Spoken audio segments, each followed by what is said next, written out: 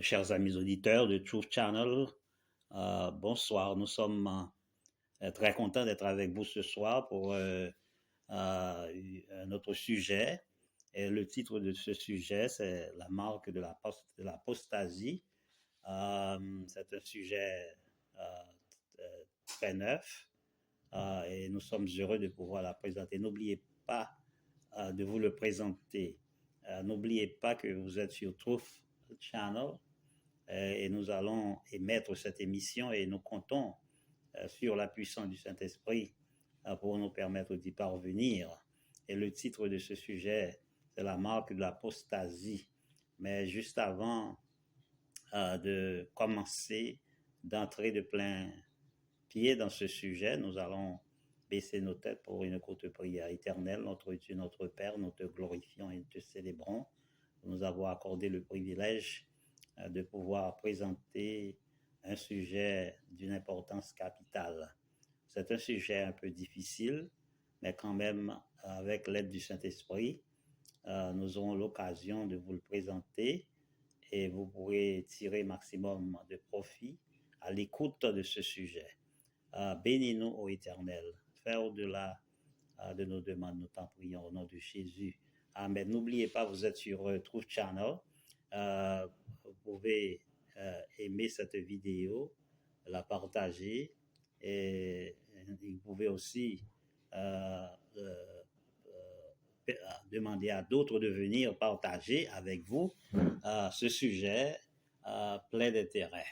Et le titre encore de ce sujet est le suivant, la marque de l'apostasie. La phase finale de la controverse entre Christ et Satan s'approche rapidement. La Bible déclare en Apocalypse chapitre 12, verset 12, « Malheur à vous, habitants de la terre et de la mer, car le diable est descendu vers vous avec une grande fureur, sachant qu'il ne lui reste que peu de temps. » Donc, après avoir entamé une bataille avec Christ, pour avoir désobéi à la loi de Dieu, Lucifer a été précipité sur la terre car Christ et ses anges combattirent contre le dragon et ce dernier ne fut pas trouvé le plus fort. Il a été précipité de la terre. Donc, cette nouvelle a été donnée à la terre. Dans Apocalypse chapitre 12, verset 12, « Malheur à vous, habitants de la terre et de la mer, car le diable est descendu vers vous avec une grande fureur, sachant qu'il ne lui reste que peu de temps. » Donc, la première question que nous allons poser, quelle est l'attitude de Satan envers le peuple de Dieu dans les dernières générations? Et le dragon fut irrité contre la femme et il s'en alla faire la guerre au reste de sa postérité, à ceux qui gardent les commandements de Dieu et qui ont le témoignage de Jésus. Le dragon ou le serpent ancien fut irrité contre la femme. La femme symbolise l'Église et il s'en alla faire la guerre au reste de sa postérité. La postérité de la femme est Jésus-Christ et tout cela qui gardent les commandements de Dieu, ce que nous pouvons trouver dans Apocalypse chapitre 12 et le verset 17. Et nous pouvons lire également Genèse chapitre 3 verset 15, lorsque Dieu mit inimitié, lorsque Dieu mit une séparation entre Dieu et Satan, entre l'Église de Dieu et l'ennemi, en Genèse chapitre 3 verset 15, lors du péché d'Adam et d'Ève, qui a désobéi à la loi de Dieu, et Dieu dit dans Genèse chapitre 3 verset 15, je mettrai inimitié entre toi et la femme, entre ta postérité et sa postérité, celle-ci t'écrasera la tête et tu lui blesseras le talon. Il dit à la femme, etc. Donc, c'est ce que Dieu avait dit au serpent, au dragon. Et le dragon fut irrité contre la femme et il s'en alla faire la guerre au reste de sa postérité, à ceux qui gardent les commandements de Dieu et qui ont le témoignage de Jésus. Apocalypse chapitre 12, verset 17. Le dragon représente Satan, la femme est l'Église de Dieu et le reste de sa postérité est le résidu de l'Église. l'Église du reste est identifiée comme par deux caractéristiques. Ils gardent les commandements et ont la foi de Jésus, ce qui est interprété comme étant l'esprit de prophétie dans Apocalypse chapitre 19, verset 10. On voit aujourd'hui que beaucoup de gens disent que le sabbat n'a été donné qu'au peuple d'Israël. Non, le sabbat a été créé ou a été donné depuis le commencement, depuis la création du monde.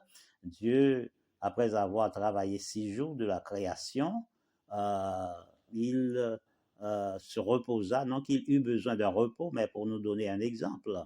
Donc, il se reposa, il sanctifia ce jour et il demande à nos premiers parents de venir participer à à l'observation du sabbat pendant le 7e jour. Et donc, Dieu nous a donné un exemple et nous devons suivre cette trace. Le sabbat n'est pas un sabbat juif, le sabbat, c'est le couronnement de la création. Quel est le sceau de Dieu, sa marque ou le signe de son autorité? Nous voulons connaître la marque. Dans cette grande controverse, nous devons reconnaître quel est le sceau de Dieu, sa marque ou le signe de son autorité. Pourquoi Dieu a-t-il donné le sabbat? C'est pour permettre aux gens de reconnaître que c'est lui qui est le créateur du ciel et de la terre. Donc, parle aux enfants d'Israël et dis-leur, vous ne manquerez pas d'observer mes sabbats, car ce sera entre moi et vous, et parmi vos descendants, un signe auquel on connaîtra que je suis l'Éternel qui vous sanctifie. Vous voyez, l'Éternel a dit, ça dans Exode 31, verset 13, vous ne manquerez pas d'observer mes sabbats. Les sabbats, ce ne sont pas les sabbats juifs, mais c'est les sabbats de l'Éternel. Car ce sera entre moi et vous, ça c'est l'Éternel qui parle ici, et parmi vos descendants un signe auquel on connaîtra que je suis l'Éternel qui vous sanctifie. Je leur donnais aussi mes sabbats comme un signe entre moi et eux. Donc le sabbat constitue un signe entre l'Éternel et nous autres chrétiens. Aujourd'hui, nous pouvons dire, pour qu'ils connaissent que je suis l'Éternel, qui les sanctifie. Chaque fois que l'on rentre dans le sabbat, on devait le sanctifier, sanctifier surtout et par-dessus tout l'Éternel des armées, qui est le créateur du ciel et de la terre. Ézéchiel chapitre 20, verset 12. Sanctifier en Ézéchiel 20, verset 10, sanctifiez mes sabbats et qu'il soit entre moi et vous un signe auquel on connaisse que je suis l'Éternel votre Dieu. Donc les sabbats, ce sont les sabbats de l'Éternel. Le jour du sabbat, le jour du repos, c'est le sabbat de l'Éternel notre Dieu. C'est un signe auquel, lorsque nous sanctifions le sabbat, c'est un signe auquel on connaisse que je suis l'Éternel votre Dieu. C'est l'Éternel même qui a proclamé cela. Donc ceux-là qui veulent dire le contraire n'obéissent pas à la voix de l'Éternel, n'obéissent pas à la loi de l'Éternel, qui nous fait injonction d'observer son jour de repos, car l'Éternel sait que des gens viendront avec d'autres jours. C'est pourquoi il a mis devant nous et il nous a fait savoir que lorsque nous entrons dans ce sabbat, nous reconnaissons que nous appartenons à l'Éternel, que c'est lui qui est le créateur.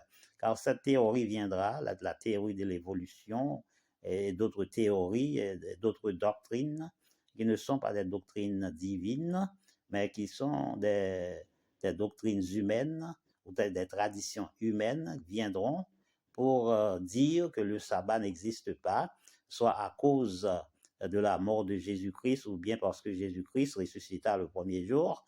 Rien n'a été dit dans le Nouveau Testament que le sabbat serait remplacé à la mort de Jésus par le dimanche. Et nous allons voir tout à l'heure que ce changement a été fait par un empereur qu'on appelle l'empereur Constantin, qui adore le soleil, qui a promulgué des lois pour changer le sabbat en l'an 321 de notre ère.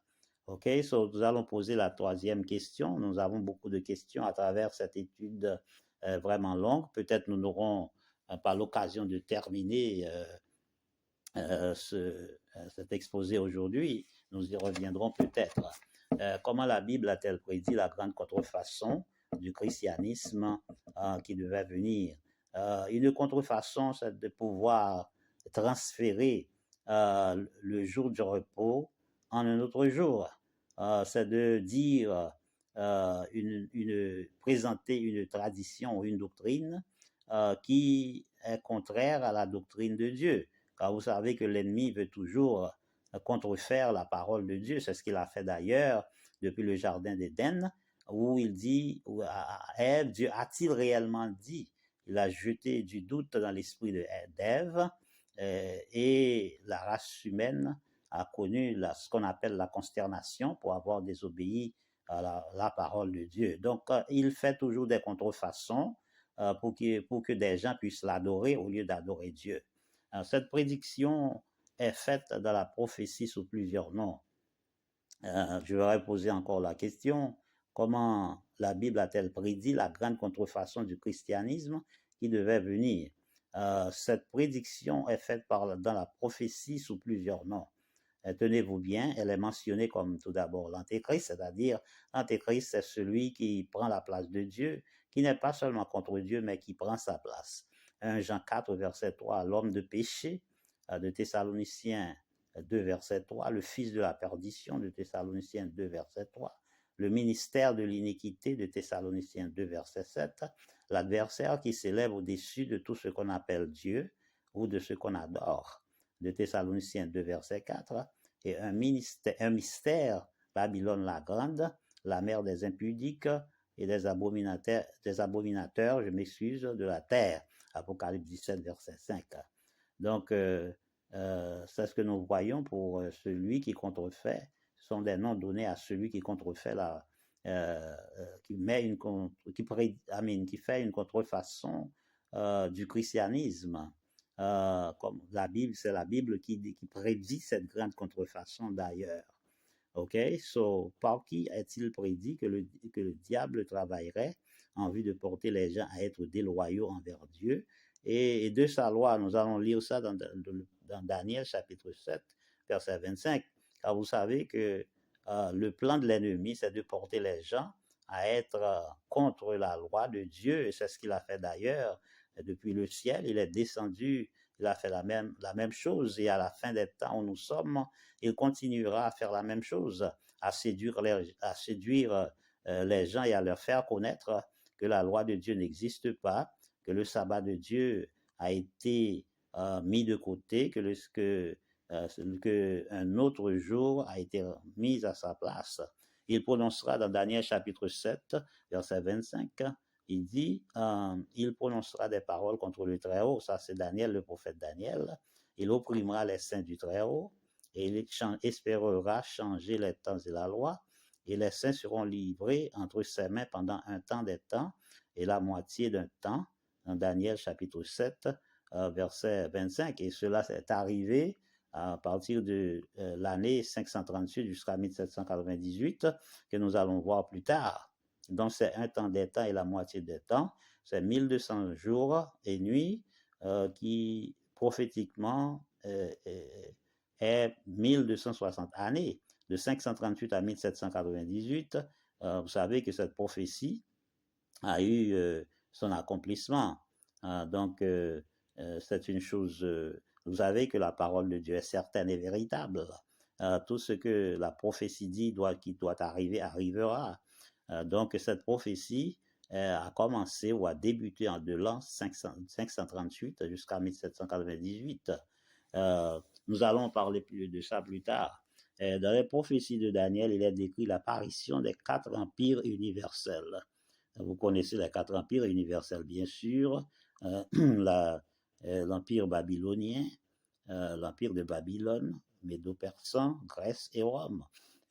Rome fut finalement divisé en 10 royaumes.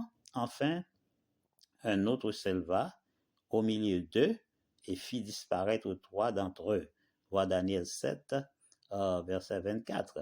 Donc, il y a un autre petit royaume, un petit royaume, une petite corne qui survint à l'intérieur du royaume de l'Empire romain et qui a Vous savez que l'Empire romain a été divisé en 10 royaumes, 3 ont été dispersés, ont été enlevés, et que cette petite corne a fait disparaître 3 d'entre eux. 3 d'entre eux. Quelles sont quelques-unes des caractéristiques de ce pouvoir apostat? Nous allons voir les caractéristiques, la Bible en parle, parce que la Bible ne nous laisse pas sans nous donner des explications sur les différentes prophéties de la Bible. Comme un homme, elles sont quelques-unes des caractéristiques de ce pouvoir. C'est comme un homme, des yeux comme les yeux d'un homme, Daniel 7, verset 8, une bouche qui parlant avec arrogance, une bouche qui parle avec arrogance, Daniel 7, verset 8, Apocalypse 13, verset 5, l'homme de péché de Thessaloniciens 2, verset 5, petit b opposé à la vérité, c'est-à-dire il s'oppose à la vérité. C'est ce qu'il faisait depuis le commencement. Il jettera la vérité par terre. Daniel 8, verset 12, il prospérera quand il y aurait un abandon ou rejet de la vérité dans l'Église. De Thessaloniciens 2, verset 3, vous savez que le sabbat a été changé lors de l'empereur Constantin qui s'est fait baptiser dans l'Église, et il est entré dans l'Église, il s'est fait baptiser, non pour continuer à vivre selon la parole de Dieu, mais pour jeter le discrédit, ou ce qu'on appelle l'apostasie, à l'intérieur de l'Église, opposé à Dieu et à Christ, c'est-à-dire qu'ils non seulement opposés, mais ils veulent prendre la place de Dieu à l'Église, la place de Christ. Il prononcera des paroles contre le Très-Haut, Daniel 7, verset 25, elle s'élèvera jusqu'au chef de l'armée qui représente Christ, Daniel 8, 11, il s'élèvera contre le chef des chefs, Christ, Daniel 8, 25, s'élève au-dessus de tout ce qu'on appelle Dieu, de Thessaloniciens 2, verset 4, il blasphémera contre Dieu et contre son nom, Apocalypse 13, verset 6. Et nous pouvons continuer, la liste est longue. Nous allons essayer de continuer de poursuivre. N'oubliez pas, tandis que nous sommes en train de poursuivre avec cette étude que nous faisons, la marque de l'apostasie. N'oubliez pas que vous êtes sur Truth Channel. Vous pouvez, you can subscribe, you could like this video, and you could invite as well people to listen to this broadcast, because our Truth Channel will give, parce qu'à Truth Channel, nous présentons des sujets très intéressants, des sujets prophétiques, des sujets controversés, opposés à l'œuvre médiatrice du Christ dans le sanctuaire céleste. Vous savez que Christ a un ministère. Nous autres, nous le connaissons, mais nous savons que beaucoup d'autres religions, l'œuvre de Jésus-Christ s'acheva dès lors où il mourut sur la croix. Non, il continue son œuvre en faveur des saints, et continue son œuvre en faveur dans le lieu saint et dans le lieu très saint du sanctuaire dans le ciel, opposé à l'œuvre médiatrice de Christ dans le sanctuaire céleste. Elle a dit, il veut prendre la place de Christ là-bas, dans le ciel, se faisant passer pour Christ, c'est-à-dire ayant la possibilité, dit-il, de pardonner les péchés. Il enlèvera le sacrifice perpétuel ou le ministère constant de Christ dans le sanctuaire, Daniel 8, verset 11. Il renverserait le lieu de son sanctuaire, dans Daniel 8, verset 11. Il s'assiera dans le temple de Dieu, se proclamant, il s'assiera dans le temple de Dieu, il s'assirait, il enlèverait d'abord le sacrifice perpétuel au ministère constant de Christ dans le sanctuaire, il renverserait le lieu de son sanctuaire, il s'assiera dans le temple de Dieu, se proclamant Dieu lui-même. C'est une abomination. De Thessaloniciens 2, verset 4, il blasphémerait le tabernacle de Dieu, Apocalypse 13, verset 6, opposition à la loi de Dieu. Il pensera changer les temps et la loi, ce qu'il a essayé de faire, Daniel 7, verset 25, le ministère de l'iniquité, de Thessaloniciens 2, verset 7, un pouvoir persécuteur, il ferait la guerre aux saints, les persécutant pendant un temps des temps et la moitié d'un temps, ou 3 ans et demi. Et dans la Bible, un temps est une année de 360 jours, donc 3 ans et demi, serait 1260 jours, Daniel chapitre 7, verset 21 à 26, ce que nous avions déjà expliqué, ce que nous avions déjà expliqué d'ailleurs, comme résultat du rejet de la vérité prédit par Paul, quels sont les deux faits qui se produiraient pendant le deuxième siècle, dans Acte 20, verset 29, de Thessaloniciens 2, verset 3. Si nous pouvons lire, nous allons essayer de lire pour vous ces versets que nous trouvons dans Acte chapitre 2. Vous nous permettez de chercher ce verset, Acte chapitre 2. Acte chapitre 20 plutôt, au lieu de chapitre 2. Acte chapitre 20. Et nous allons lire au verset... nous allons lire au verset, Acte chapitre 20, et nous allons lire au verset 29 et 30. Voici ce que nous lisons. Je sais qu'il s'introduira plutôt parmi vous, après mon départ, des loups cruels qui n'épargneront pas le troupeau, et qu'il s'élèvera au milieu de vous des hommes qui enseigneront des choses pernicieuses pour entraîner les disciples après eux. Veillez donc, en verset 30, ok. Alors, nous arrêtons à cette lecture.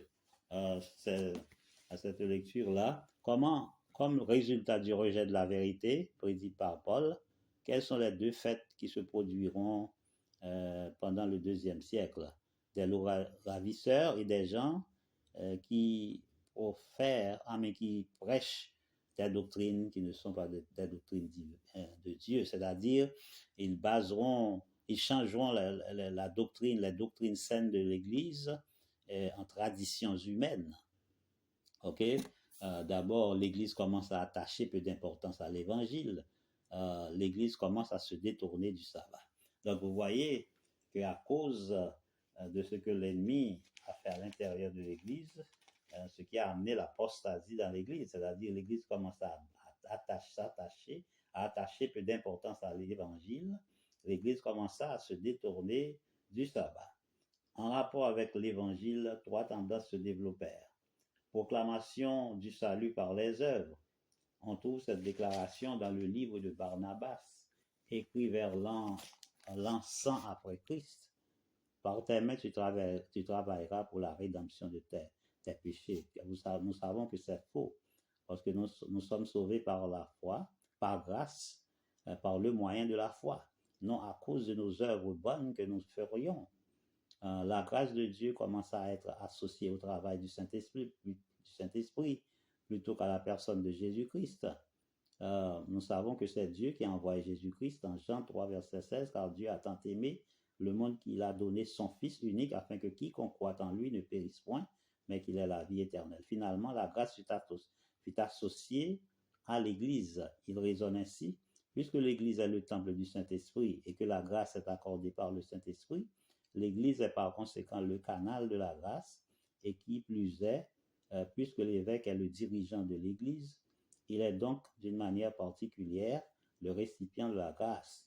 Et en harmonie avec ce raisonnement, Ignace écrivit au début du IIe siècle, à tous ceux qui se repentent, le Seigneur accordera le pardon à condition qu'ils fassent la pénitence pour rentrer dans l'unité avec Dieu et dans la communion avec l'évêque. Donc, vous voyez comment il s'assied à l'intérieur de l'Église, se fait passer pour Dieu. Et ensuite, le rejet du sabbat de Dieu fut un fait plutôt graduel. Justin martyr écrivit en 155 après Christ, pendant le jour appelé dimanche, tous ceux qui habitent les villes ou les villages se réunissent dans un lieu et les mémoires ou les écrits des prophètes sont lus. Dimanche est le jour, a-t-il dit, au cours duquel nous tenons nos assemblées, parce que c'est le premier jour pendant lequel Dieu opéra un changement dans les ténèbres, et la matière pour faire le monde.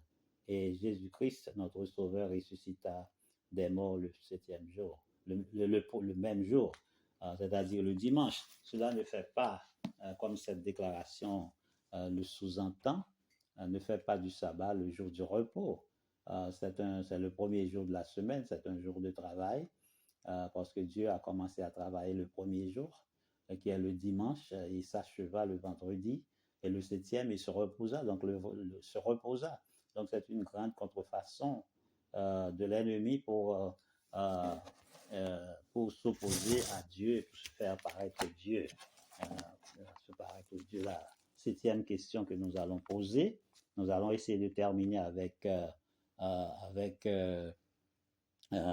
cet exposé sur la marque de l'apostasie, parce que nous devons y revenir.